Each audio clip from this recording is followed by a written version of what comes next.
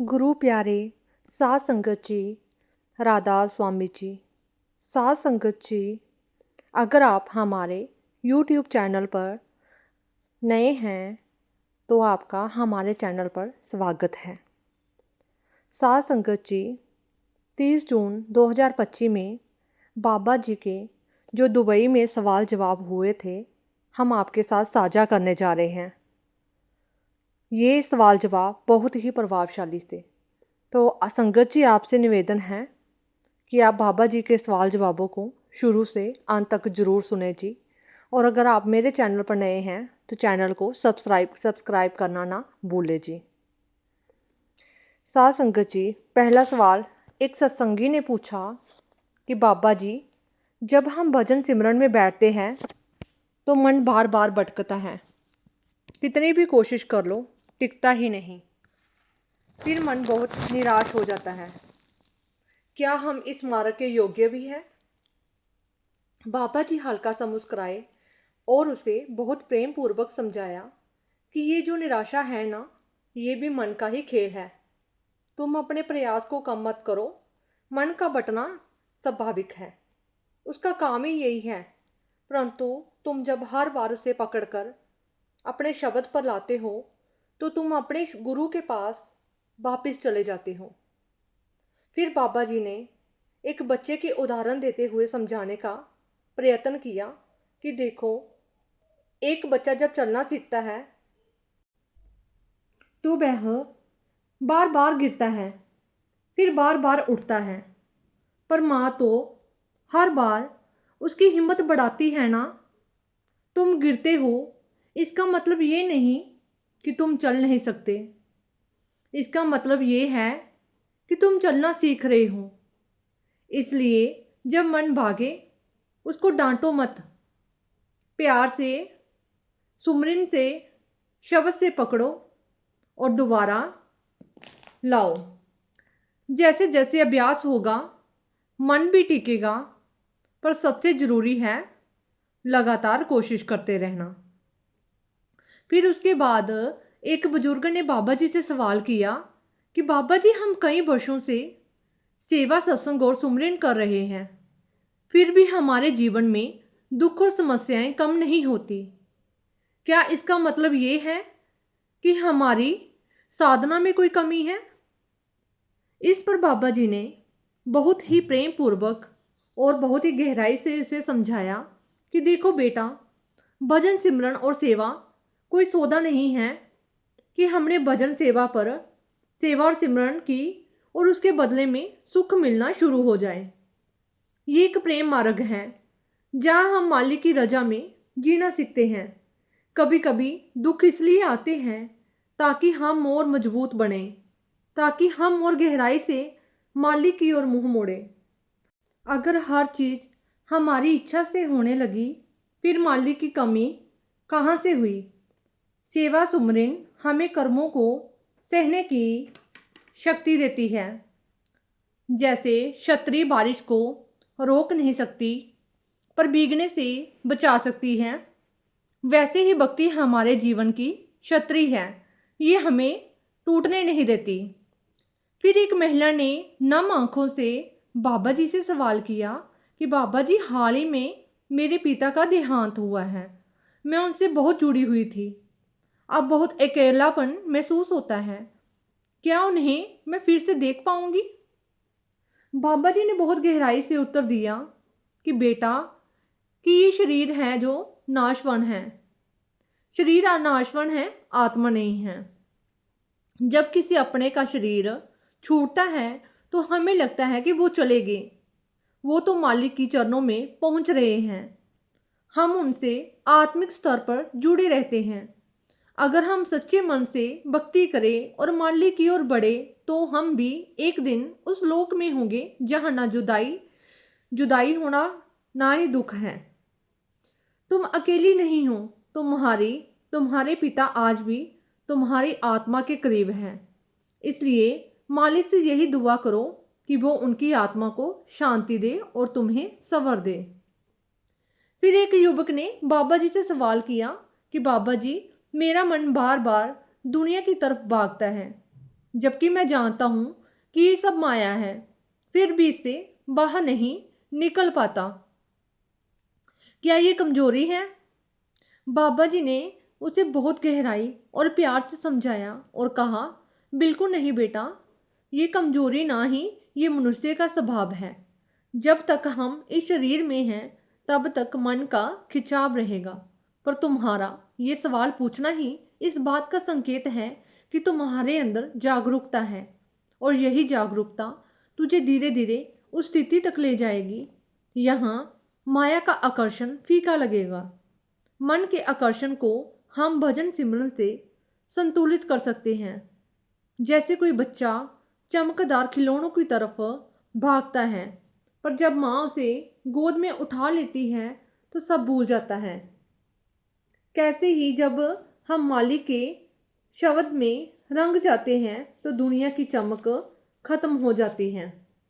फिर एक बहन ने बाबा जी से सवाल किया कि बाबा जी, मैं विवाह करना चाहती हूँ, पर मेरे माता पिता मेरी पसंद से सहमत नहीं हैं।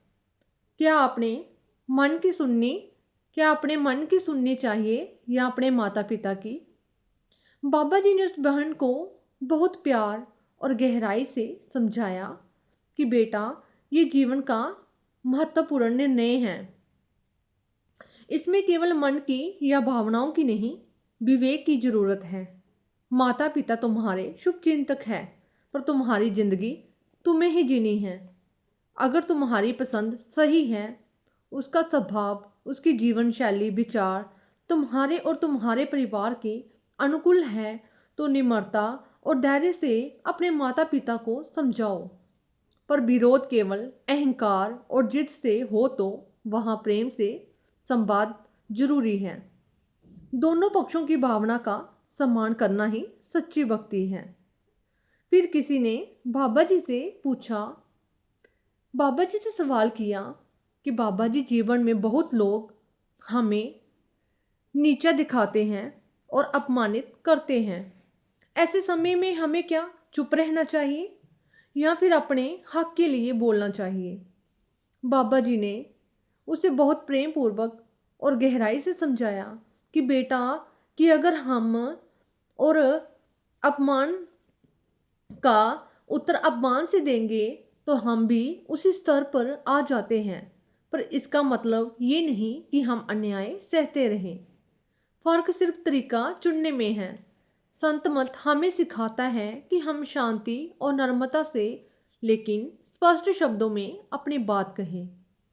अगर कोई हमारी गरिमा को ठेस पहुंचाता है तो उसे प्यार से उसकी मर्यादा दिखाना भी जरूरी है, पर मन में द्वेष और क्रोध लेकर नहीं। ध्यान रखो कि किसी का व्यवहार हमारे कर्मों का हिस्सा है, पर हमारा जवाब हमारे भविष्य का है। फिर एक भाई ने बाबा जी से सवाल किया कि बाबा जी, आज की दुनिया में इतना डिस्ट्रैक्शन है कि मोबाइल, सोशल मीडिया और दोस्तों का प्रभाव कैसे मन को इस भक्ति पथ पर स्थिर रखे। इस पर बाबा जी हल्का सा मुस्कुराए और बोले कि बेटा, बिल्कुल सही कहा तुमने, बेटा बिल्कुल सही कहा। आज का मन तो खिलौने की दुकान में बच्चे जैसा हो गया है। हर पल कुछ नया चमकता हुआ कुछ चाहिए। अगर हम हर रोज़ थोड़ा थोड़ा समय उस शब्द और भक्ति को दे, धीरे धीरे यही ध्यान हमारे लिए बहुत प्यारा बन जाएगा। मोबाइल और डिस्ट्रैक्शन से डरने की ज़रूरत नहीं है, हमें उनका गुलाम नहीं बनना है। शुरुआत करो, दिन में 15 मिनट मोबाइल बंद करके बैठ जाओ और फिर सिमरन करो। फिर खुद बेखुद तुम्हारी शांति महसूस होगी। फिर वही शांति धीरे धीरे हमारी प्रायोरिटी बन जाएगी। फिर उसके बाद एक महिला ने बाबा जी से सवाल किया कि बाबा जी, जब भी मैं भजन में बैठती हूँ आंखों में आंसू आ जाते हैं। ना कोई दर्द होता है, ना कोई बात याद आती है, बस अपने आप आंसू आते रहते हैं। इस पर बाबा जी ने उस बहन को बहुत ही प्रेम पूर्वक समझाया कि बेटा, वो आंसू आत्मा की पुकार है, वो कोई दुख नहीं है। माली के प्यार की मौजूदगी का संकेत है। जब कोई आत्मा शब्द के संपर्क में आती है तो उसको असली घर याद आने लगता है। हम सोचते हैं कि यह भावना किसी विचार से आ रही है, नहीं, बल्कि ये उस मालिक की करुणा है जो हमारे भीतर उतर रही है। ऐसे आंसू बहुत ही कीमती हैं। ये भजन की मिसाल के निशान हैं। डरना नहीं, उन्हें बहने दो। वो तुम्हें धो रहे हैं, तुम्हारी आत्मा को शुद्ध कर रहे हैं। फिर उसके बाद एक भाई ने बाबा जी से सवाल किया कि बाबा जी, मेरे बच्चे रास्ते से भटक रहे हैं, उनकी संगत सही नहीं है, क्या सिर्फ सुमिरन से उनकी राह सुधर सकती है? बाबा जी ने बहुत स्पष्ट पूर्वक उसे समझाया कि बिल्कुल बेटा, सुमिरन वो माध्यम है जिससे हम मालिक से प्रार्थना करते हैं और मालिक की कृपा में कोई कमी नहीं होती, पर साथ ही माता पिता का व्यवहार भी उदाहरण होना चाहिए। अगर हम खुद सच्चे प्रेम से, शांति से, भक्ति से जीवन जिए तो बच्चों के ऊपर उसका असर जरूर होता है। कोई भी संस्कार एक दिन में नहीं आते। भजन सुमिरन से हमारा मन बदलता है, बल्कि हमारा आसपास का वातावरण भी बदलता है। इसलिए मालिक से प्रार्थना करो कि उन्हें राह दिखाने के लिए और खुद अपने जीवन को ऐसा बना दो कि वे आपको देखकर सुधर जाए। फिर उसके बाद एक बुजुर्ग व्यक्ति ने बाबा जी से सवाल किया कि बाबा जी, क्या मृत्यु के बाद हमें परिवारजन दोबारा मिलते हैं? कि क्या मृत्यु के बाद हमें परिवारजन दोबारा मिलते हैं? बाबा जी ने बड़ी सरलता से जवाब दिया कि बेटा, आत्मा का संबंध शरीर से नहीं होता, आत्मा का संबंध आत्मा से होता है। अगर हमारी आत्मिक यात्रा उस दिशा में जा रही है जहाँ परमात्मा है, जहाँ प्रेम है, तो जो आत्माएं उस मार्ग पर चल रही है तो उसमें आत्मिक बल जरूर होता है। और परंतु कोई आत्मा माया में भटकी रह गई और हम मालिक के पास पहुंच गए, वहां मिलने की बात संभव नहीं होती। इसलिए अगर तुम अपने आप से फिर मिलना चाहते हो, अपने अपनों से फिर मिलना चाहते हो, तो अपने कर्म और भक्ति ऐसे करो कि तुम और वो दोनों मालिक की ओर बढ़े। तो फिर वो मिलन ऐसा होगा कि जहाँ ना कोई दुख और ना कोई जुदाई होगी। फिर एक युवक ने बाबा जी से सवाल किया कि बाबा जी, मैं बहुत गुस्सैल हूँ, कई बार अपने से बड़ों छोटों से भी कटु बोल जाता हूँ, पर बाद में पछतावा होता है। बाबा जी, क्या सुधार हो सकता है? बाबा जी थोड़ा सा मुस्कुराए और उसे प्यार से कहा कि बिल्कुल हो सकता है कि जब तक जीवन है सुधार संभव है। गुस्सा बहुत तेज आग है जो सामने वाले को जलाए या ना जलाए पर खुद को जरूर जलाता है। और इसका इलाज है जागरूकता और सुमरन। जब भी कभी गुस्सा आए और जवाब ना दो, गहरी सांस लो और अंदर शब्द का सुमरन करो। शुरुआत में कठिन लगेगा, पर धीरे धीरे ये अभ्यास बन जाएगा और जब एक दिन तुम खुद को प्रतिक्रिया देने से रोक लेंगे, वही एक दिन जीत का होगा।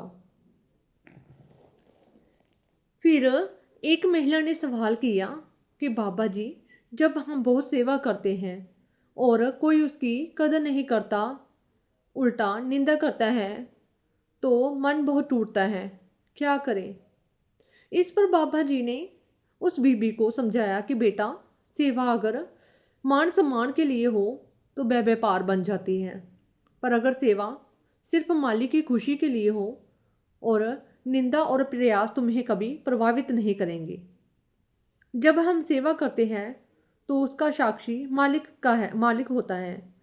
लोग क्या कह रहे हैं इससे कोई महत्व नहीं। जो सच में सेवा करता है वो हमेशा पर्दे में रहता है। जैसे जड़ें पेड़ को पोषण देती है पर दिखती नहीं, वैसे ही सच्ची सेवा दिखावा नहीं चाहती। अपने भावों को शुद्ध रखो, बाकी मालिक देख रहा है। फिर एक बेटी ने बहुत ही मासूमियत से सवाल की पूछा बाबा जी से कि बाबा जी, क्या आप सच में सुनते हो जब हम दिल से आपको याद करते हैं? इस पर बाबा जी थोड़ा सा मुस्कुराए और बोले, बेटा बेटा मैं नहीं, मालिक सुनते हैं। जब तुम सच्चे दिल से पुकारते हो तो एक पल भी देर नहीं लगती उन्हें आने में। तुम्हारे आंसू, तुम्हारे मासूम पुकार सब पहुंचती हैं। और जब तुम भजन में बैठती हो तो वह तुम्हारे पास आ जाते हैं। तुम्हारे भीतर तुम बस अपनी मासूमियत बनाकर रखो और प्रेम से उसको पुकारो। फिर उसके बाद एक युवा ने बाबा जी से सवाल किया कि बाबा जी, जब हमारे मन में गलत गलत ख्याल आते हैं और हम उन्हें रोक नहीं पाते तो क्या हम पाप के भागी हैं? बाबा जी ने स्पष्टता से उत्तर देते हुए कहा कि नहीं बेटा, मन के विचारों से तुम पापी नहीं बनते। विचार तो हवा की तरह आते जाते रहते हैं। तुम पापी तब बनोगे जब उन विचारों को कर्म में बदलते हो। भक्ति का काम ही यही है, विचारों की सफाई करना। जैसे धूप से कमरा गर्म हो जाता है, अगर पर्दा लगा तो कमरा शीतल हो जाता है, वैसे ही सुमिरन हमारे मन के गलत विचारों को आने से नहीं रोकता, लेकिन उनको असर डालने से जरूर रोकता है। तुम चिंता मत करो, अभ्यास करते रहो, मालिक की चिंता से मन भी एक दिन साफ हो जाएगा। फिर उसके बाद एक वृद्ध महिला ने सवाल किया कि बाबा जी, मैंने जीवन में बहुत बहुत पाप किए हैं और अब जब अंत समीप है तो डर लगता है, क्या माफ़ी मिल सकती है? बाबा जी ने उत्तर देते हुए कहा कि बेटा, मालिक तो दयालु है, उनके दर पर देर है अंधेर नहीं। अगर पाश्चाताप सच्चा हो और पाप शुद्ध हो तो वो सब माफ़ कर देते हैं। जैसे गंदे पानी में साबुन डाल दो और वो धीरे धीरे साफ हो जाता है, वैसे ही सुमिरन और प्रार्थना से आत्मा भी चमक उठती है। और तुम जो तुम जो समय उसे भजन में लगाते हो, सेवा में लगाओ और देखना, वो तुम्हें उसी प्रेम से अपनाएंगे जैसे माँ अपने खोए हुए बच्चे को गोद में उठा लेती है। फिर एक महिला ने सवाल किया कि बाबा जी, हम रोज़ भजन सुमिरन करते हैं पर जीवन में कोई बदलाव महसूस नहीं होता। मन पहले जैसे ही भागता है, क्या हम गलत कर रहे हैं? बाबा जी ने बड़े प्रेम से समझाया कि बेटा, जब हम रोज़ शीशे को साफ करते हैं तो गंदगी दिखती कम कम है, लेकिन इसका मतलब ये नहीं कि तुम सफाई करना बंद कर दो। भजन सुमरन आत्मा की सफाई करती है। बाहर से भले कुछ दिखाई ना दे, पर अंदर बहुत कुछ बदल रहा होता है। फिर उसके बाद एक युवक ने बाबा जी से पूछा कि कभी कभी ऐसा लगता है कि इस मार्ग पर चलना अकेलापन ला देता है। दुनिया के लोग समझते नहीं, मजाक उड़ाते हैं, हम क्या करें? बाबा जी मुस्कुरा कर बोले कि बेटा, जब आत्मा जागती है तो उसे ऐसा ही लगता है कि वह अकेला पर धीरे धीरे अकेला है, पर धीरे धीरे अकेलापन एकांत में बदलता है। फिर वही एकांत तुम्हारा सच्चा साथी बन जाता है। दुनिया के लोग जन किसी की समझ से बाहर होते हैं तो उसका मजाक उड़ाते हैं। ये उनकी समझ की सीमा है, तुम्हारी गलती नहीं।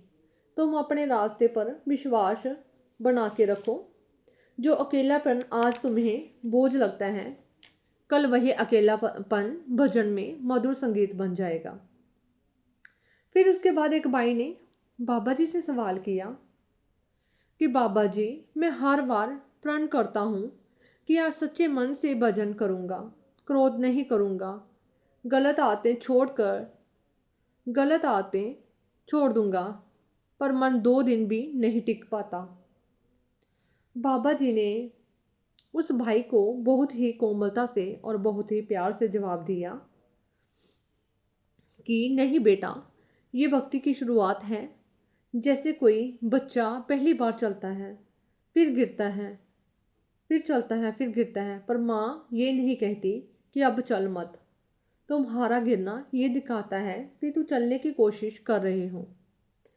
असली भक्ति तब होती है जब बार बार गिरकर भी उठने की हिम्मत बनी रहती है, और हर बार जब तुम शब्द पर ध्यान लगाते हो और वो तुम्हारी जीत है। अपने प्रयास को छोटा मत समझो। मालिक नीयत देखता है, मेहनत देखता है, और वो कभी व्यर्थ नहीं जाता। फिर उसके बाद एक बीबी ने बाबा जी से सवाल किया कि बाबा जी, जब हम अपने कोई अपने को खो देते हैं या माँ पिता या संतान, तो क्या सच में वो आत्मा हमें देखती है या फिर हमारे करीब होती है? तो आत्मा का संबंध, बाबा जी ने इस पर कहा कि आत्मा का संबंध समय, दूरी और शरीर से नहीं होता। जो प्यार आत्मा से होता है वो मरता नहीं। जब तुम उन्हें याद करती हो, दिल से प्रार्थना करती हो, तो उसकी आत्मा को वो ऊर्जा पहुंचती है। और अगर वो मालिक की राह पर गए हो तो ज़रूर तुम्हारे पास उनकी दुआएं रहती हैं। पर हमें मोह नहीं पालना, उनकी याद को भजन में बदलो, उनकी आत्मा की शांति के लिए भक्ति करो। यही सच्चा प्रेम होगा। फिर उसके बाद एक युवक ने बाबा जी से सवाल किया, बाबा जी, क्या गुरु हमें तब भी पकड़ता है जब हम खुद को छोड़ देते हैं? बाबा जी ने उस युवक को जवाब दिया, बहुत ही प्यार से समझाया और कहा कि हाँ बेटा, असली गुरु वही है जो तब भी थामे रखे जब खुद को गिरा चुके हों।